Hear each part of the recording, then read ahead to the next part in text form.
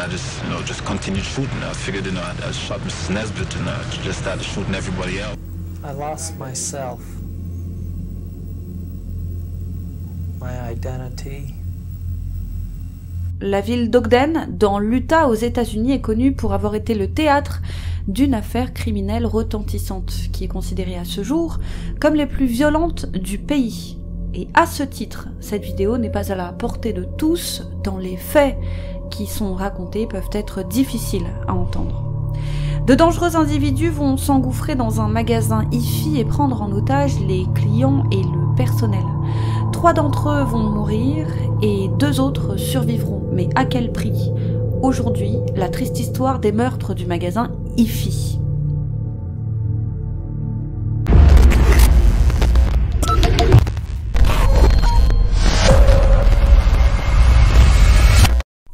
Direction les années 70 dans la petite ville tranquille d'Ogden dans l'Utah. Au 2323 Washington Boulevard se trouve un magasin high-tech tout à fait ordinaire. On y vend des téléviseurs, des chaînes hi-fi et j'en passe. C'est le 22 avril 1974 vers 19h. Eh bien, le magasin s'apprête à fermer ses portes.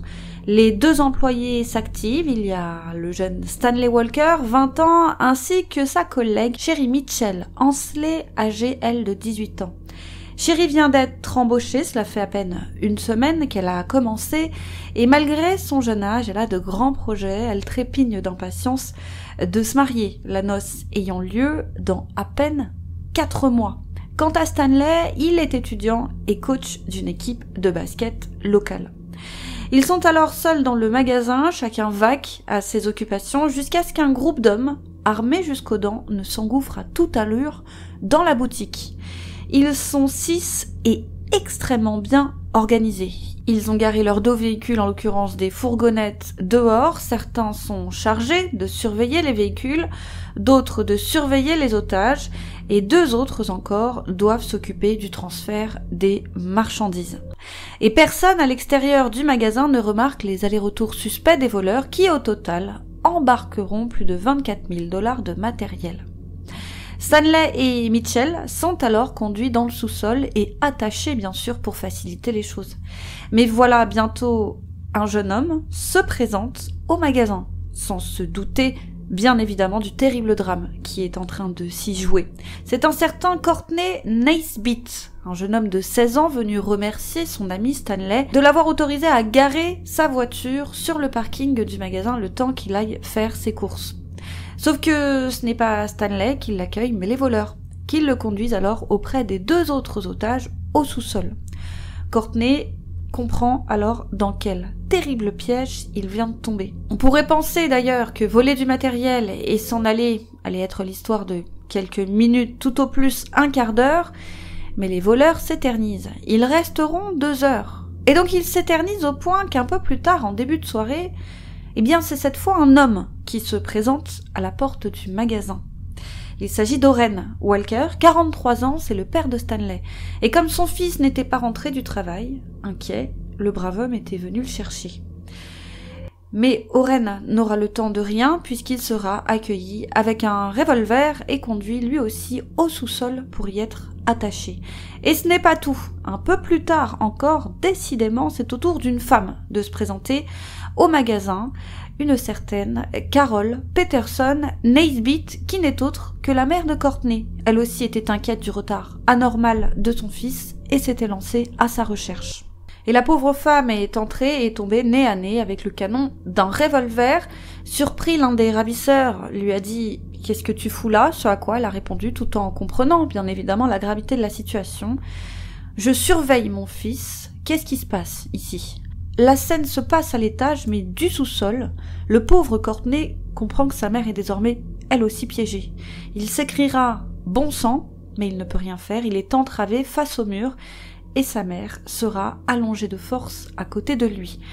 Ils sont désormais 5 à être retenus captifs au sous-sol du magasin, et ce n'est que le début du cauchemar pour les otages, puisque 2 des malfrats ont envie, au-delà de voler la marchandise, ils ont envie de s'amuser. Il s'agit de William Andrews et de Pierre Dale Selby, âgés respectivement de 20 ans et 21 ans. Ils étaient alors en poste à la base de l'armée de l'air, la Hill Air Force Base, située non loin du magasin. Et voici ce qui s'est passé. Pierre a demandé à Andrew d'aller chercher quelque chose dans leur fourgonnette. Les otages captent qu'il y a une conversation à côté, mais ils n'entendent pas vraiment de quoi ils parlent, jusqu'à ce qu'ils voient Andrew revenir avec un sac en papier qui contient un petit bidon. Il s'agit là d'un déboucheur de canalisation particulièrement puissant, capable de dissoudre les matières organiques en un rien de temps.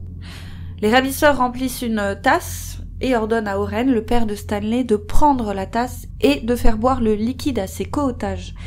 Mais Oren refuse, plutôt mourir. Il sait les terribles dégâts que pourrait faire ce genre de produit dans les trachées de ceux qui le boiront. Alors il refuse, il est bâillonné, ligoté et placé face contre terre. Tant pis alors, Pierre et Andrew décident de faire boire eux-mêmes le dangereux produit aux otages. Et Pierre déclare alors « On va organiser un petit cocktail ». Puis il s'agenouille auprès de Carole et lui dit de boire le liquide.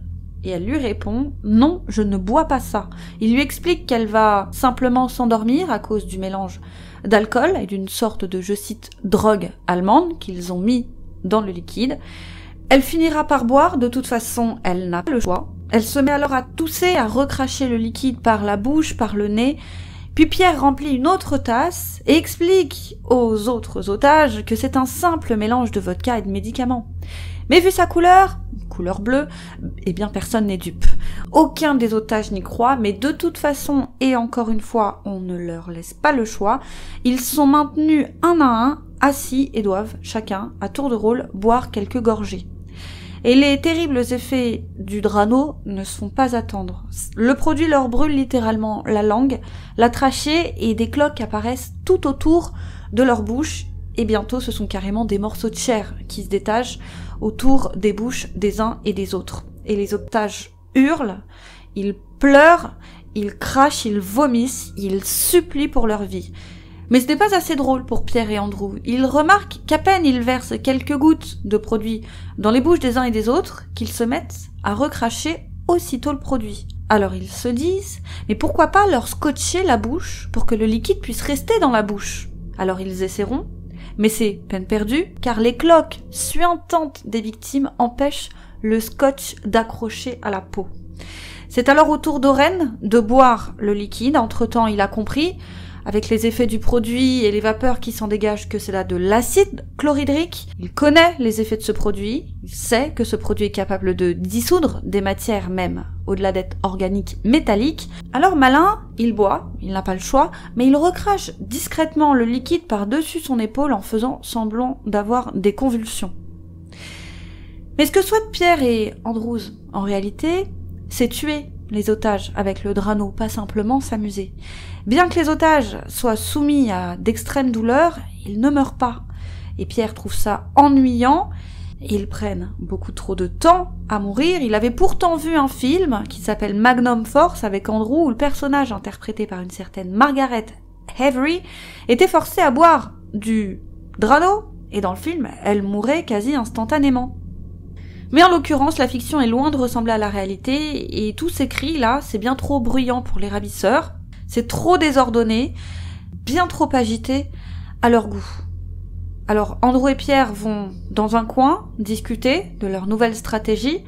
Les autres, leurs comparses, en l'occurrence les 4 autres hommes, ne sont jamais descendus dans le sous-sol et s'occupaient pour certains, encore une fois, à surveiller les véhicules et pour les autres à faire des allers-retours avec les marchandises. Il n'y a vraiment que Andrew et Pierre qui ont pris part à l'agression des otages.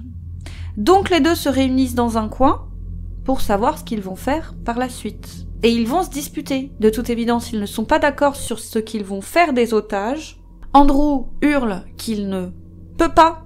On ne sait pas ce qu'il ne peut pas faire, mais de toute évidence, il ne peut pas le faire. Ce à quoi Pierre lui demande de le laisser 30 minutes. Pierre se dirige alors vers Carole et lui tire une balle à bout portant à l'arrière de la tête, sous les yeux de son fils Courtney. Puis c'est au tour de Courtney d'être abattu, toujours d'une balle dans la tête. Puis Pierre se tourne vers Oren et son fils. Il tire sur Oren, puis sur son fils Stanley, Et il se rend compte qu'il a manqué Oren. Alors il se rapproche et lui tire une nouvelle fois une balle dans la tête. Ne reste plus que Sherry Mitchell Ansley, 18 ans, qui a assisté à toutes ces exécutions, impuissante et la bouche en sang. Et ce n'est pas par hasard qu'elle est la dernière. Pierre a d'autres idées pour elle. Et c'est pour ça qu'il a demandé en vérité à Andrew de s'absenter une trentaine de minutes. C'était le temps d'abattre les victimes, certes, mais aussi et surtout de violer Sherry tranquillement à l'abri des regards. Pierre conduit donc Sherry dans un endroit éloigné du sous-sol et l'oblige à se déshabiller, puis la viole. Il va même la violer plusieurs fois. Son appétit sexuel est insatiable.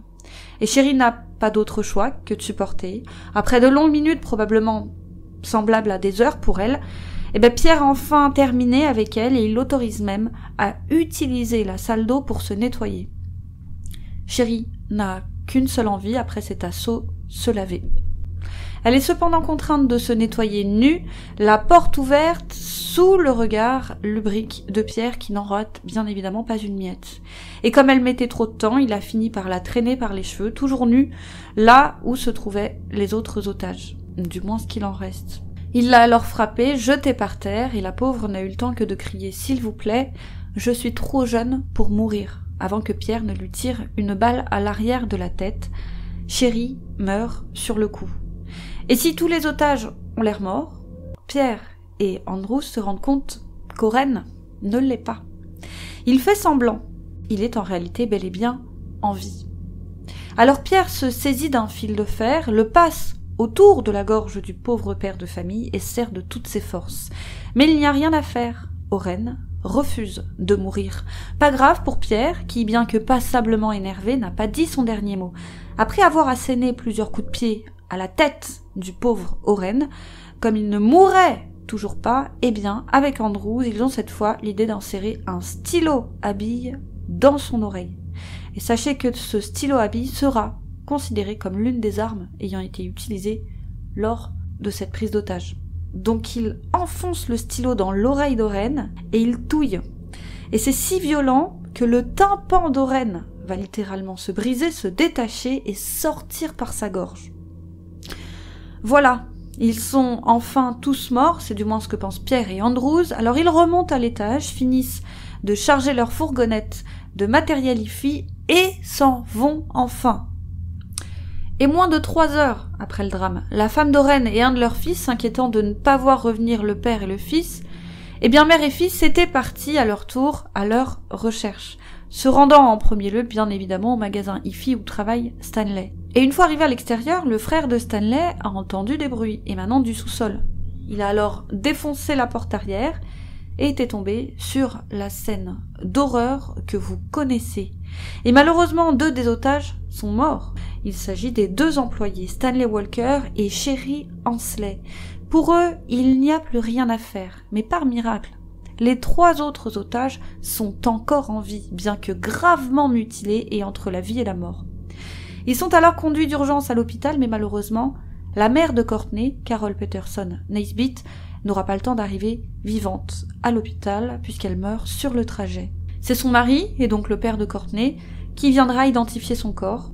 Il a dit « Ma vie a changé dans ce sous-sol, je suis descendu à la morgue et j'ai vu ma femme morte, je n'arrivais pas à réaliser les choses. » Mais son fils, lui, est toujours en vie, ce qui laisse les médecins sans voix. Il a survécu à une balle tirée à bout portant à l'arrière de la tête, ainsi qu'à du déboucheur.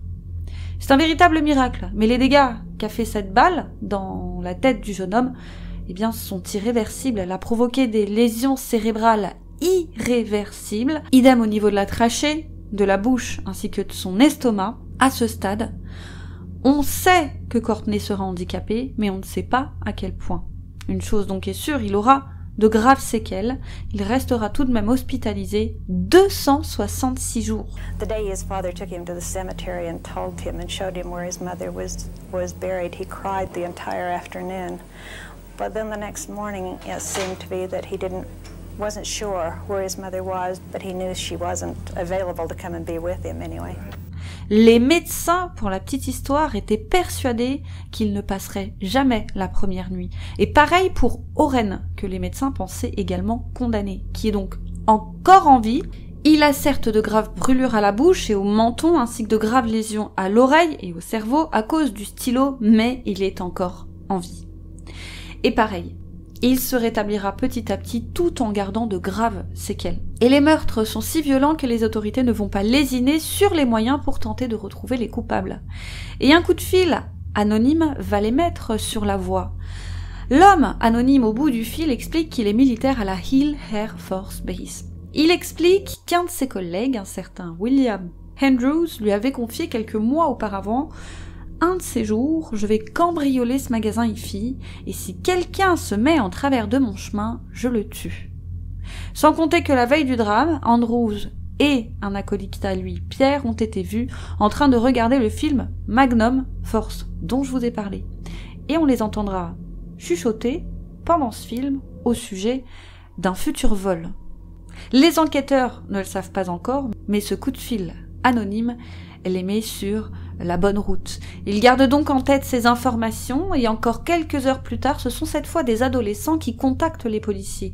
Alors qu'ils jouaient non loin d'une benne à ordures située à 2 pas de la fameuse base militaire Hill Air Force, ils ont trouvé dans l'une d'elles des papiers d'identité. Et ils avaient immédiatement reconnu les visages des victimes du magasin hi-fi qui étaient partout dans la presse. Et effectivement, les enquêteurs vont trouver dans la poubelle des sacs à main et autres portefeuilles contenant les papiers des victimes. Les meurtriers se sont donc débarrassés des papiers à 7 endroits. Et cette découverte colle parfaitement avec les déclarations de la source anonyme reçue quelques heures plus tard. Alors les enquêteurs vont avoir une brillante idée. Ils décident de réunir les militaires de la base, en sachant qu'une grande partie d'entre eux, curieux, étaient déjà sur place. Rappelons que la benne à ordures était à 2 pas de la base militaire. Et les policiers sortent un à l'aide d'une pince et de manière très théâtrale, les objets et papiers d'identité des victimes. Et pendant qu'ils font ça, ils observent méticuleusement les réactions des militaires. Et alors que tous restaient silencieux et avaient un air grave, tous étaient obnubilés par cet inspecteur qui sortait un à un des objets en les levant au ciel, eh bien, les inspecteurs ont tout de suite remarqué le comportement anormal de 2 d'entre eux. Ils parlaient fort, avaient l'air agités et n'avaient de cesse de faire des allers-retours. Et l'un d'eux est Andrew Williams. Et l'autre est Pierre. D'ailleurs, sachez que pour la petite histoire, le détective qui a eu cette idée de mise en scène recevra plus tard une haute distinction de la part du ministère de la Justice pour son utilisation de techniques dites proactives ayant permis la résolution de cette affaire. Andrew et Pierre sont alors inculpés et ils passeront aux aveux. Il n'est pas le seul à être arrêté, un certain Keith Leon Robert, 19 ans, est également inculpé. Et en réalité, Keith Leon Robert est l'un de ceux qui attendaient à l'extérieur du magasin tout du long et qui surveillaient les voitures. Et on ne sait pas qui sont les 2 autres complices. Une chose est sûre, les policiers en sont certains, ils étaient 6 au total. Il n'y a donc pas 2 auteurs dans la nature, mais 3. Les policiers vont conclure à l'issue de leur enquête: Roberts et un homme inconnu étaient chargés de surveiller les véhicules, 2 hommes non identifiés donc étaient chargés du chargement des marchandises volées. En l'état, Pierre, Andrews et Robert sont accusés de meurtre au 1er degré et de vol aggravé. Les enquêteurs sont persuadés que c'est Andrews qui a eu l'idée de ce braquage et que, dans les faits, c'est Pierre qui en a été le principal exécuteur. Le procès des 3 hommes s'ouvre le 15 octobre 1974 à Farmington, dans le comté de Davis, et ce n'est pas par hasard, l'affaire a été si sensationnelle que pour éviter que les jurys ne soient influencés par toute la publicité qu'il y a eu autour de l'affaire, eh bien la justice a décidé de délocaliser le procès et de sélectionner les jurés dans un autre comté que celui où a eu lieu l'affaire.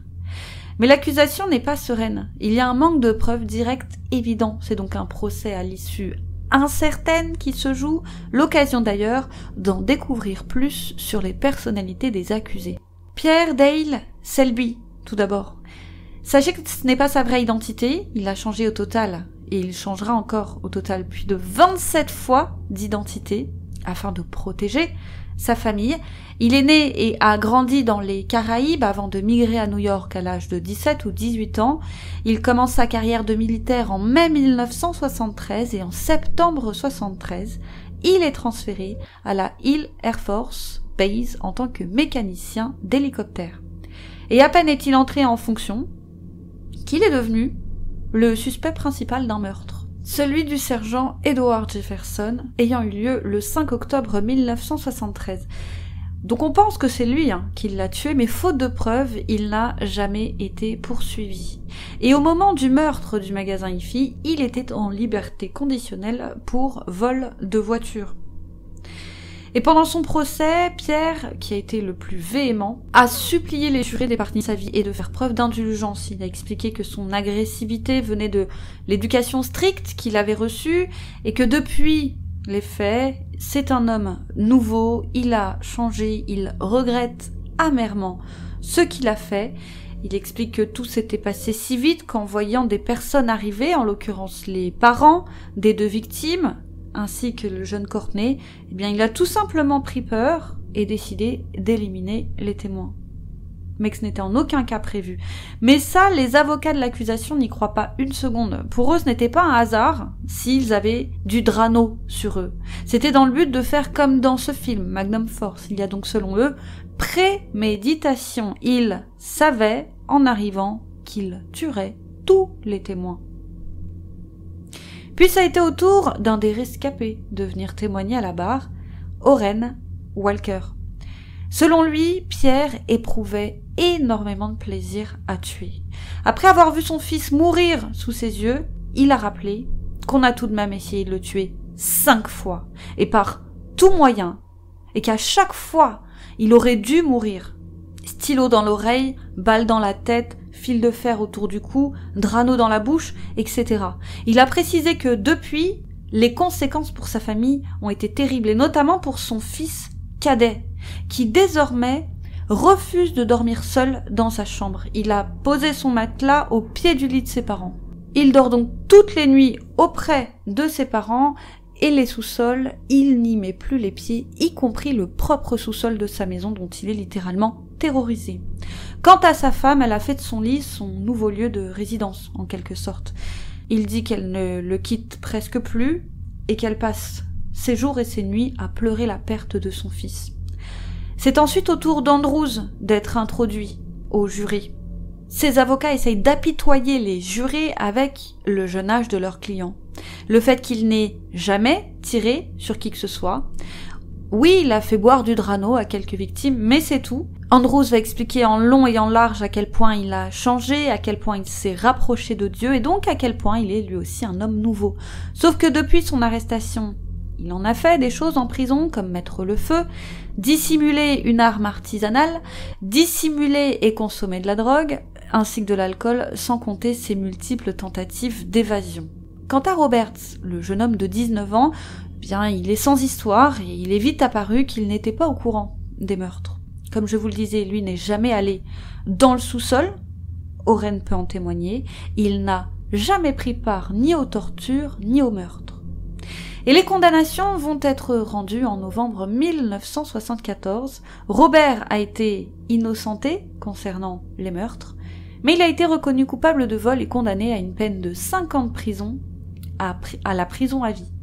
Ce qui signifie qu'il est obligé de faire un minimum de 5 ans de prison, mais qu'une commission peut décider de le laisser derrière les barreaux toute sa vie. Il sera en l'occurrence libéré après avoir purgé 13 ans de prison le 12 mai 1987, mais finira, tenez-vous bien, par se suicider le 8 août 1992, soit, hasard ou coïncidence, moins d'1 semaine après l'exécution d'Andrews. Et ça, on va y revenir. Pierre, quant à lui, a été reconnu coupable de 3 chefs de meurtre au premier degré ainsi que de 2 chefs de vol qualifiés. Il a écopé de 3 peines de mort pour chacun des meurtres.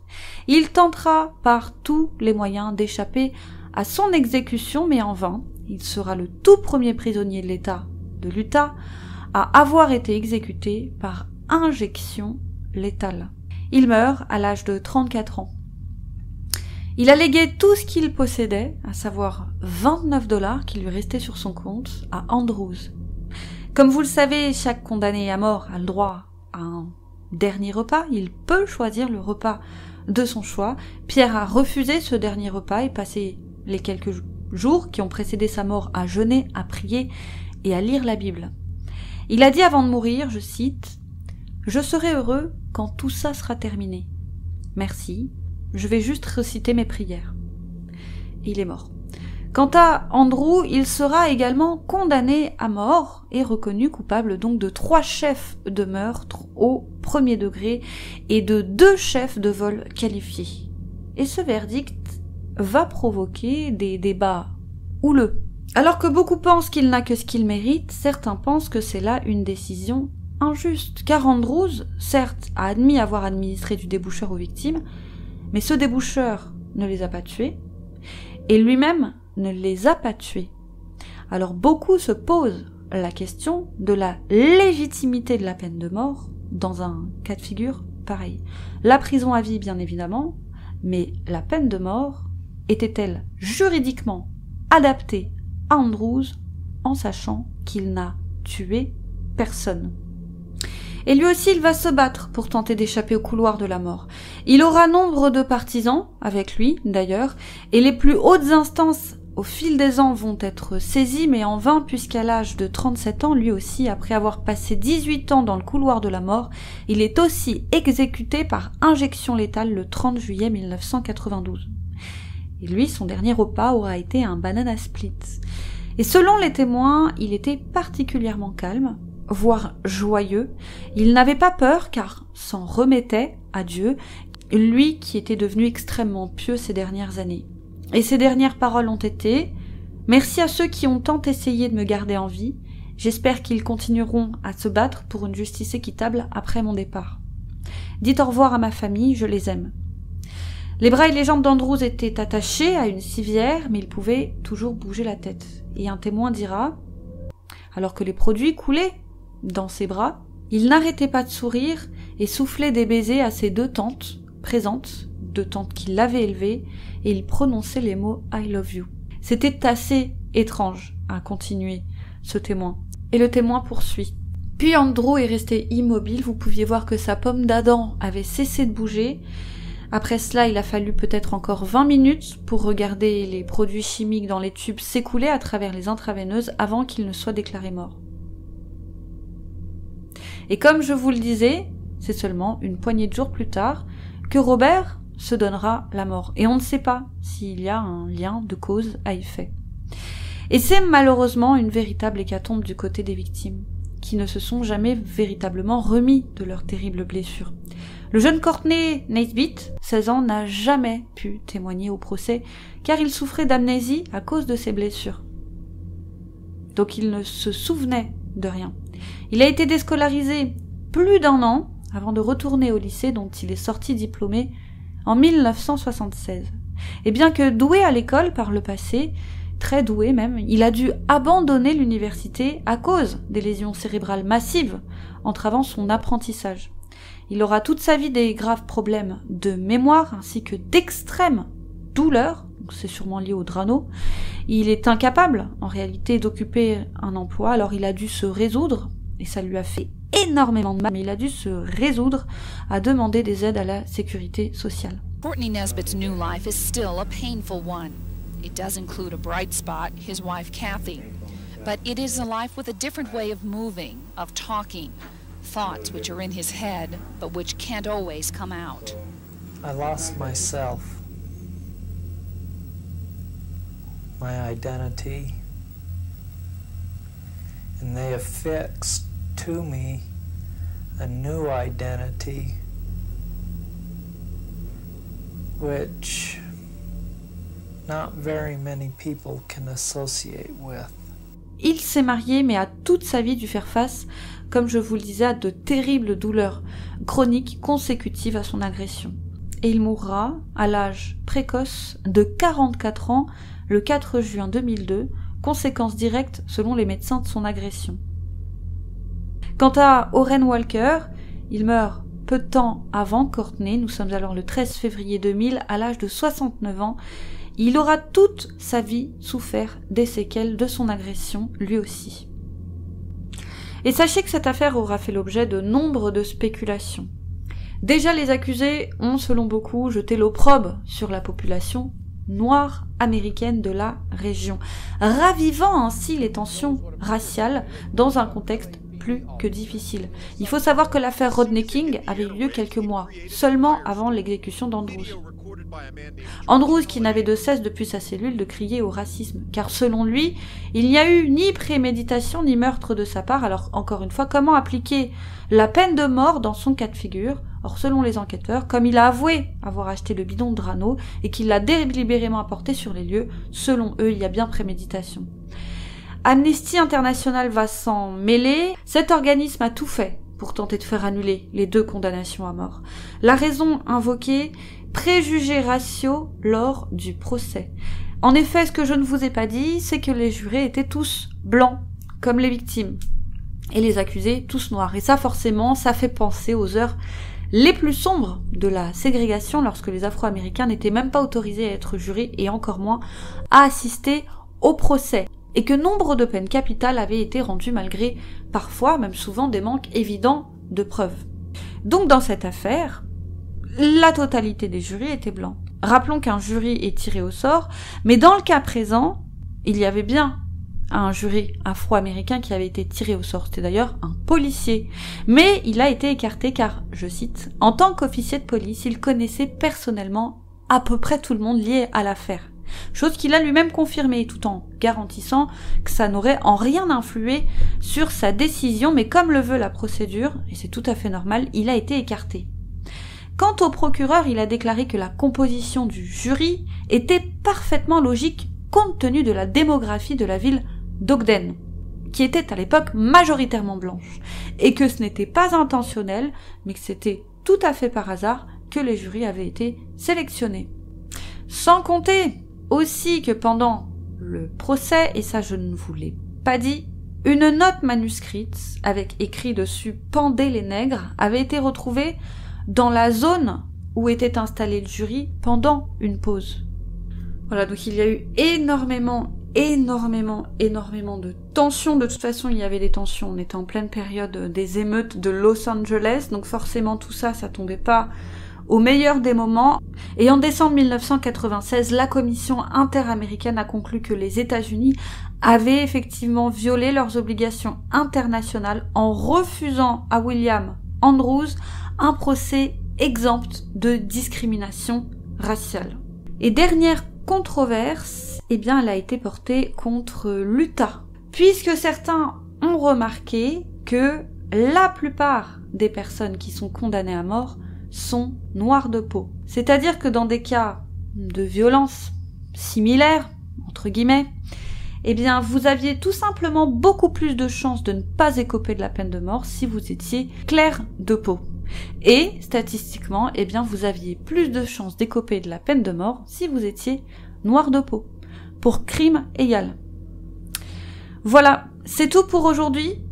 Merci de nous avoir suivis. Comme toujours, n'hésitez pas à liker la vidéo pour nous soutenir, à vous abonner si ce n'est pas déjà fait. Quant à moi, je vous dis à très vite sur YouCrime pour une autre triste histoire et n'hésitez pas à activer la cloche de notification puisqu'on poste les sujets de manière un peu décalée en ce moment. Merci à tous et à bientôt.